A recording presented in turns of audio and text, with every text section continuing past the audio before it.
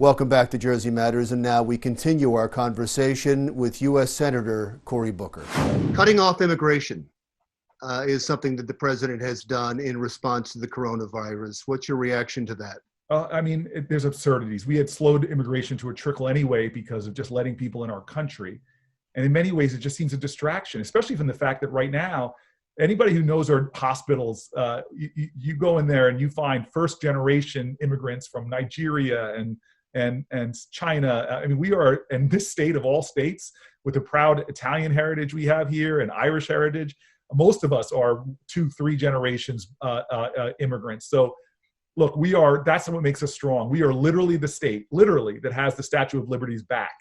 And so I don't understand. This to me is not the core function that I need from my president right now. What I really need him to do is to step up and say, okay, Jersey, New York, Connecticut, Philly, Pennsylvania, we're going to get you the testing equipment you need to get your states back to work. There was a rally in Pennsylvania this week to open back up the state. There was a rally in Michigan. There was a smaller rally in Trenton to open back up the state. There was a story I read, I think in the Asbury Park Press, that if some businesses that count on Jersey Shore business aren't able to open, many of them will go out of business.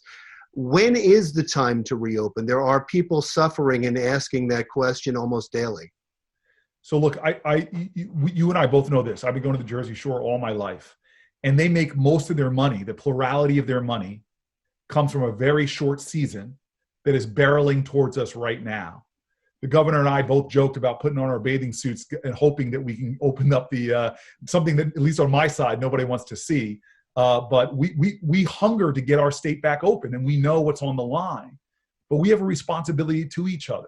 I don't care what you say. Jersey, we're a beloved community. We watch out for each other. We care about each other. And to do this too soon and risk lives is unacceptable. I don't want my mom, your mom, my cousins, my brothers. I don't want my godmother. I don't want us to see our health risks. So the right time to do it is not based on politics. It's based upon science and our health experts and doing what is appropriate. And we all feel the pressure and have the same desire to get open. But remember, the pandemic of 1918, they saw a hump, and then their second wave was devastating. After people came out too early, got a little comfortable, the pandemic came back then. So we have got to make sure we do this once, do it right, so that we can meet this crisis and are not overrun. But God, I feel that sense of urgency, and that's why I thank every New Jersey. You want to see who the true patriots are? They're not the trickle of people that are out there protesting. They're putting themselves at risk. The true patriots in this country right now are the ones that are staying home and helping us bend this curve and get out of this crisis so we can all get back to work as quickly as possible.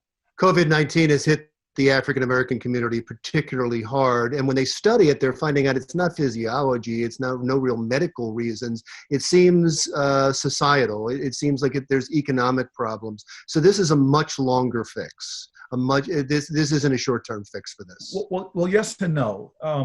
So clearly we have a lot of healthcare disparities in this country that we have to deal with. And I'll say here in New Jersey, we know that urban areas where they're disproportionately African Americans. I was the mayor of Newark. We were a majority Black and Latino city. We often tend to have environmental toxins. You know, in Newark, we have the incinerator. We have the county incinerator. We have 2 Superfund sites. A lot that has asthma rates in a city like this 3-4 times higher than nearby wealthier suburbs. And that's just the environment itself that we haven't cleaned up or addressed. But the reason why I say yes, your point is right, but the no part of your point, if I can say the other side of that is, if you're going down a street and a building is engulfed in fire and you have water resources, you will apportion water resources to put out the fire. Communities that are so-called hotspots, whether they be Native American reservations, nursing homes, or African-American communities like in Detroit or New Orleans or here in New Jersey, we need to make sure that we're getting the resources, whether it's testing and tracing, hospital resources and more, to the areas where the problem is the worst. I want to wrap up with 2 political questions. And one is based on a conversation I had with Patrick Murray at Monmouth University, who runs the polling center there. He said that when he polled you during your presidential campaign, he found something that he's never found before. And that is you were extremely popular. As a matter of fact, with likability factor, you were above all of the other candidates. So with the approval of you, you were above every other candidate, and yet it didn't translate into votes. And he couldn't figure it out. Can you? No, I mean, it confounds me a little bit that, and a lot of New Jerseyans might know that, we led in endorsements for a lot of the campaigns. I mean, local leaders in Iowa and New Hampshire were supporting us. So there's a lot of postmortem I need to understand why we had such wide popularity.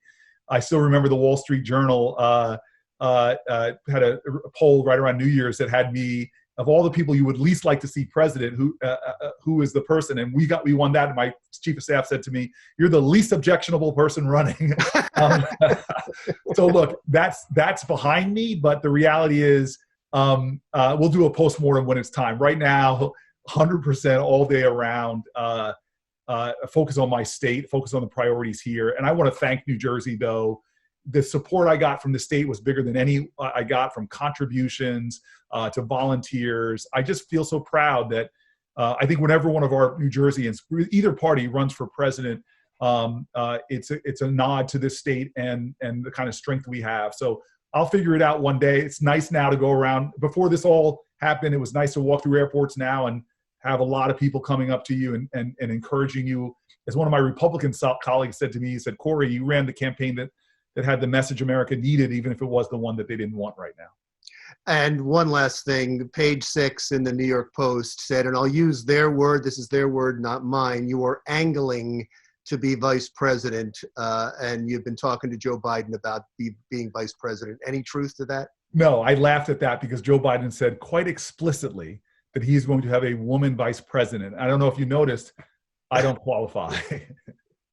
Cory Booker, thank you so much, Senator. I really appreciate your time. You've been very gracious. You are very gracious. Thank you for taking some time to talk to me, allowing me to talk to New Jersey.